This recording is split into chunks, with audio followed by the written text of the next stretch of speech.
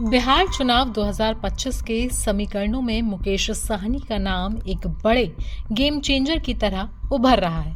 निषाद समुदाय के नेता और वीआईपी के मुखिया सहनी महागठबंधन और तेजस्वी यादव के लिए वोट बैंक जोड़ने में अहम भूमिका निभा रहे हैं। उनके बिना पिछड़े और हाशिए वाले समुदायों में गठबंधन की पकड़ अधूरी सी लगती है।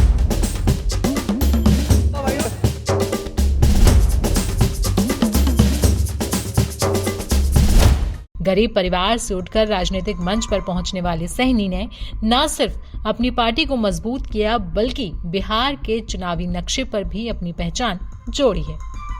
मुकेश सहनी अब महागठबंधन में तेजस्वी यादव के साथ मिलकर गठबंधन की रणनीति संभाल रहे हैं। लेकिन सवाल ये है कि आखिरकार 44 साल के नेता बिहार की राजनीति में इतने अहम कैसे बन गए?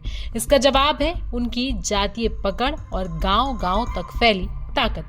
साहनी का बचपन काफी मुश्किलों से भरा रहा। उनका परिवार बहुत गरीब था और उन्होंने बचपन में निषाद समुदाय की पिछड़े हालात को नजदीकी से देखा। 31 मार्च 1981 को सिवान जिले में एक मछुआरा परिवार में पैदा हुए सहनी ने अपनी मेहनत और जुड़ाव से धीरे धीरे राजनीतिक पहचान बनाई। निषाद समुदाय एक छोटा समुदाय है लेकिन कई जिलों तक इसका असर है। साहनी को महागठबंधन ने इसलिए उप मुख्यमंत्री उम्मीदवार बनाया ताकि पिछड़े और हाशिए वाले समुदायों में उनका असर अच्छा खासा रहे। साहनी की राजनीतिक यात्रा काफी उतार चढ़ाव भरी रही। उन्होंने 2015 में विधानसभा चुनावों में बीजेपी का साथ दिया और मोदी के जरिए निषाद समुदाय का प्रतिनिधित्व किया। लेकिन बीजेपी ने निषाद समुदाय को अनुसूचित जाति का दर्जा देने का वादा पूरा नहीं किया। फिर सहनी ने 2015 में निषाद विकास संघ और 2018 में विकासशील इंसान पार्टी यानी कि वीआईपी बनाई।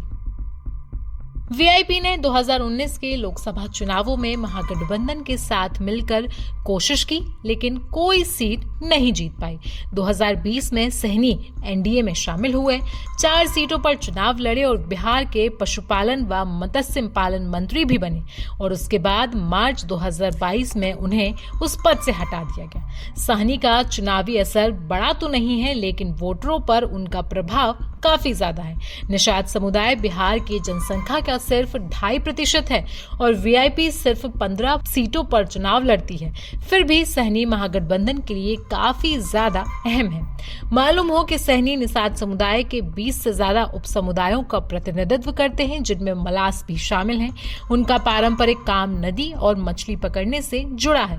पहले बीजेपी के साथ रहने पर उन्हें 121 में से 11 सीटें मिली थी। बीजेपी ने भविष्य में उन्हें विधान परिषद की सीट देने की भी बात कही थी। सहनी ने महागठबंधन में रहते हुए भी अपनी स्ट्रैटेजी बनाई है। सीधे आरजेडी के उम्मीदवारों से उन्होंने मुकाबला नहीं किया बल्कि अपने भाई संतोष को गौराबोरम सीट से उतार रखा है।